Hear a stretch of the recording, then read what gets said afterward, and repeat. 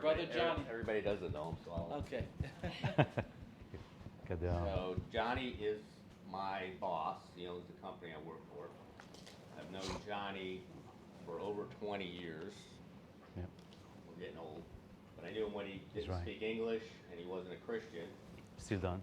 And so we've been very close over the years.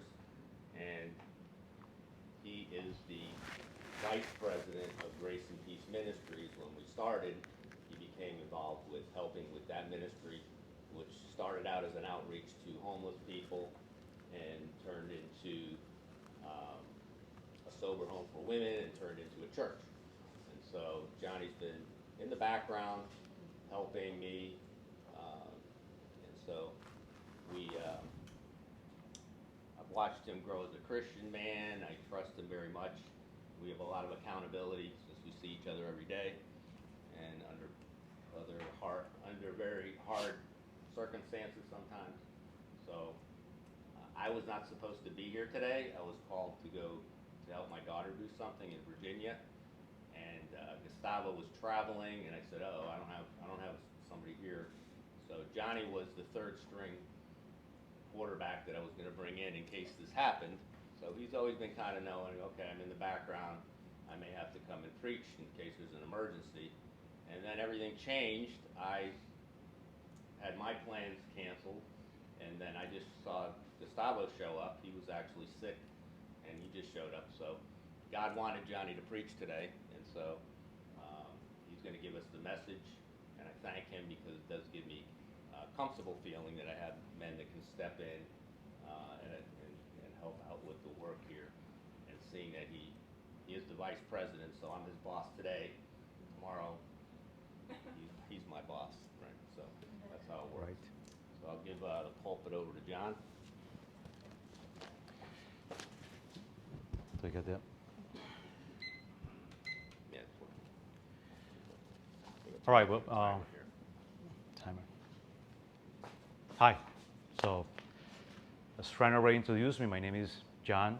I want to point that I think it was a setup. So, Fran's supposed to be preaching, and then Gustavo was sick, but they're here. So we're gonna preach. Well, before that, I want to give you guys an introduction of myself, how I became Christian, right? So I think it's important to say it. I really was like, regular guy, go to work and everything, but I used to know Jesus just by the name, that he saved us a lot, but I really wasn't committed to him. I didn't believe in him, let's put it that way. So the way it happened is I was going to a job, right? I was going to, okay, what's wrong with this? I was going to do a job out of state. I think I was going to Alabama, and then one of my customers, he's a Jehovah's Witness, right? So he started talking to me about God, right? And then, well, of course, my background coming from France, so France would talk to me, friends would talk to me about Jesus, Christian friends before. And then for some reason, he started talking to me, my friend in the plane. And he started telling me about, stuff about Jehovah's Witness. And for some reason, I started like kind of defending, why they believe in Jesus, why they not, why they think he's a prophet, he's not God, all this stuff. And then something clicked in my head. All right, stay in that way. So we did the job. I went to my hotel room, and then I turned on my TV, right? And there was a Christian channel. I was, well, okay. And then I was tired, like 10 o'clock at night, and then I just decided to see it. And then I don't remember what was the name of the pastor right there, really. But then everything started making sense to me. And then at the end, of the preach, almost every pastor in every church say who wants to say the Lord's Prayer. Huh? I mean, who wants to accept Jesus at the end? So come over to the front, say the same prayer to me. That's what usually every church, anywhere does. So I did by the TV, right? And then I committed myself to Christ. So it wasn't usual, but then I said, well, that's it. But I didn't feel it right. But then next day, we went, went to have breakfast in the hotel. And then my friends start praying for the food. And then I feel the necessity for praying for what I was eating, to give thanks to God because of, I just felt it. I just felt committed to Jesus in the moment, but then something came into me. I just said, okay, I gotta do it. And I just did it. So, all right, everything was there. And then I was going to another church, and I would start going to another church in that time. Talking about 2011, right? Like 13 years ago, okay, around. I was younger, of course. I was in marriage. I was living with my wife. So my wife was my girlfriend. And we got kids and everything. I was in marriage. Then I feel the necessity to get married. I say, well, and then I didn't have any intimacy with my wife because I wasn't married. So my wife thought I have somebody else, right? So I told her that I became Christian. I needed to marry you, right? But then I start, from the moment that, well, I was a kind of a bad husband, really. I wasn't a good husband. But everything started changing. So I was a better husband, take care more of her. But she wasn't thinking about, nothing is happening here. And then he started to believe that I changed, right? So one day, I just went, I just bought the ring, and I proposed her to marry her, right? And then she said yes, of course. We're with 2 children already and living together, right? So she accepted me, right? And then, yeah, we get married, right? It was simple. We went to a court.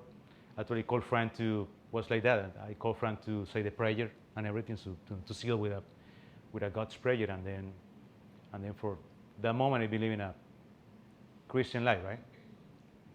It's a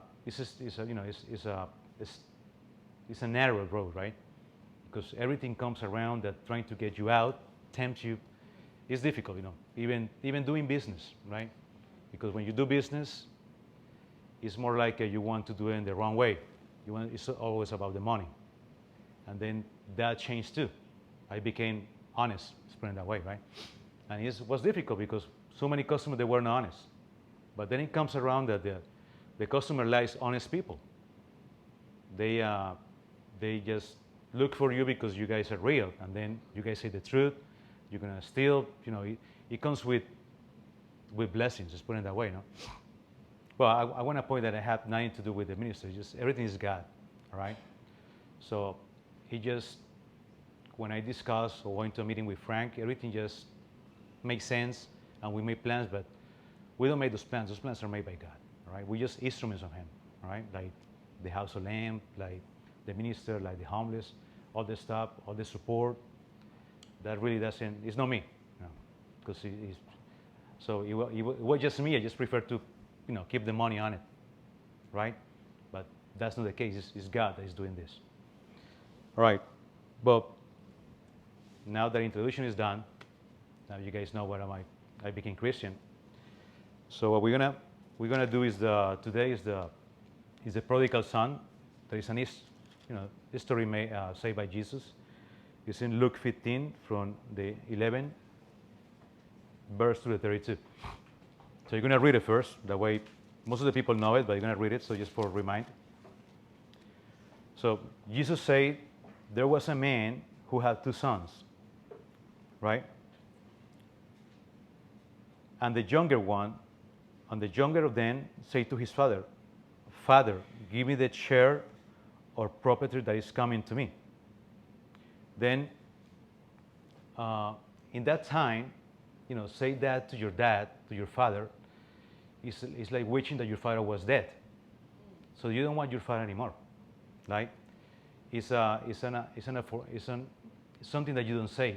And we're talking about all times when you have these, big father likes, patriarchs people and everything. They're very tough. So the son demanded that. So what he means about that, he demanded, give me your things, give me your wealth, give me your status, and then for me, you are dead. You're not my father anymore. That's what he means. All right. So the answer from this father, right? It was it's like you don't think he's going to say that. He said, okay, I'm going to divide it between you guys. Different father will say, will kick this guy out of the house, will like punish him, will like, say things to him and get out of the house, right? But this father didn't, right? This father was a loving father. So he said, okay, let me divide him. And then he divided between them. So when he divided this land, in those times, in the ancient times, that land was his status on the community. You have a bigger land, and then he has to sell this land in order to give it to his son, to give it the 1/3 of his son. When you're a younger son at that time, and you have an older brother, 2/3, when the father died, go to the older brother, and 1/3 go to the younger brother, right? That was the way it was in the time. But anyway, this father has to sell this land, right? So when in that time, your land give you the status, give you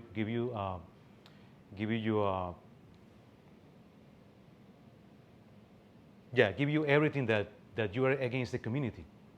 And then if he sell this, you lost that status. So kind of property means kind of a life. It means bios, it means life. So the son is asking his father to tear his life, basically, to divide it and give this part of life to them, right? That's what his father is doing. That's how this father is so loving to his son, and he's dividing the property between them. So he say, and he divided his property between them. Then say, not many days later, the younger son gathered all he had and took a journey to a far country. And then he squandered his property in reckless living. So he wasted his money, all the father gave it to him, the 1/3 of his property. He wasted, squandered it. So he became bankruptcy, right? So he wasted them all. All right.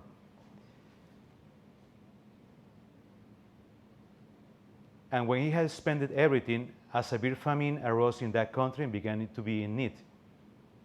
So he went and hired himself out to one of the citizens of that country, who sent to him his fields to feed the pigs.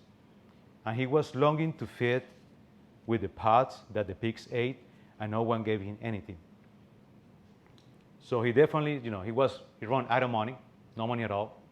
He was a little hungry in that land, so he got to get himself hired by one of the people that was in that land, and the people didn't give him anything. So he has to eat whatever the pigs were eating in that moment. He was so hungry in that moment. So when he came to himself, he said, how many of my father's hired servants have more than enough bread, but I perish here with hunger? I will arise and go to my father, and I will say to him, Father, I have sinned against heaven and before you. I am no longer worthy to be called your son. Treat me as one of your hired servants. Right? So this younger brother became with a plan, right? He said, okay, I want to go back home, right? Home is when is where you're accepted, right? Where they know how you are and you're accepted no matter what. They always receive you home. Right? So he became with this plan. He wants to, how you call, a plan of restitution? Yeah, a plan of restitution. He wants to not come over and say, okay, I'm here, I'm your son again. No, he knew what he's done. He knew what he did. So he wants to be a hired servant. And what it means is his father, he do his work in his house, and his father pay him back, right? So he wants to pay him back, the father. That's his restitution plan, and be forgiven by him, right? So that's his plan. So, and he arose and came to his father, right? Sorry, before that, I will arise and go to my father, and I will say to him, Father, I have sinned against heaven and before you. I'm no longer worthy to be called your son. Treat me as one of your hired servants. So that was the plan of this younger son. And he arose and came to his father. Right? So he came home. He arrives to his father. Any father, this for example, you sit down in the kitchen, and I'm the father. you see this sun coming over in your window, and this sun, tear your property, sold everything, and went to, squander all his money. So you will say, you will be waiting something in something back, like, this better be good what is coming, better be good what he's going to say to me, right? This better be something's going to change my mind. I will accept it. You will be like in this way, right? Like waiting for okay, like I'm not going to accept it right away. You're like, okay, I'm going to give you a hard time. We'll see what he's going to say, right? So this father, right, didn't do that, of course. This father, while he was still a long way off, his father saw him and felt compassion. So this father felt compassion of his son and ran and embraced him and kissed him, right? So again, the father of those times, right, he was a big patriarchal guy. So those fathers don't run, right? Those fathers just walk. They're very proud of themselves and everything. So, little kids will run, young guys will run, maybe women will run, right? But one of these fathers, he wouldn't run, right? He wouldn't they have these big dresses. He wouldn't take his dress out and with his bare legs and just run to this guy, right? That he did all this wrong. But this father did, right? This father felt compassion for his son. This father embraced him and kissed him, and he bent his neck. The right one. He bent his neck, so that means he was very happy to see him, right? So, and the son said to him, Father, I have sinned against heaven and before you, right? He started the plan that he had, started saying the plan that he wants to tell the father, right? He ran and I have sinned against heaven and before you. I'm no longer worthy to call your son. But the father didn't care about this. He just called his servants, bring rope, bring sandals, bring the ring, and put his ring on his finger, right?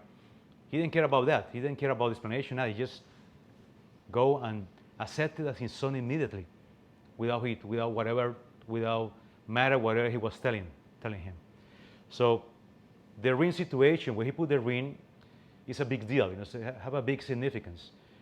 In those times when you don't do contract, you don't sign any contracts at that time. You use your ring for sealed contracts. So when you put that ring on his finger, that means he was already accepted as his son. And all of that was by grace. That was by pure grace by his father. Okay? So the father said to his servants, bring quickly the best robe and put it to him, and put a ring on his hand and shoes on his feet. And bring the fattened calf and kill it. And let us celebrate, for my son was dead and is alive again. He was lost and is found. And then they began to celebrate. Right? So this was the best day of his, of the father's life. That's what he's putting up, He's killing the fattened calf, right? The fattened calf at that time is like, you only do this because it has to be a huge, huge celebration. You don't do this for your bad son, right? That's coming over after he wastes all his fortune, all his money. So his father was really, really happy about this, right? So now that's the first part, right? So that basically this father, if we go in, this father is God, right? The prodigal son is us, right? Because we're sinners, right? We always going our way. We want the things of the father, but we don't want the father. The same thing with the prodigal son. He wants the things, the status of the father, the wealth, but he doesn't want the father really. He wasn't the one.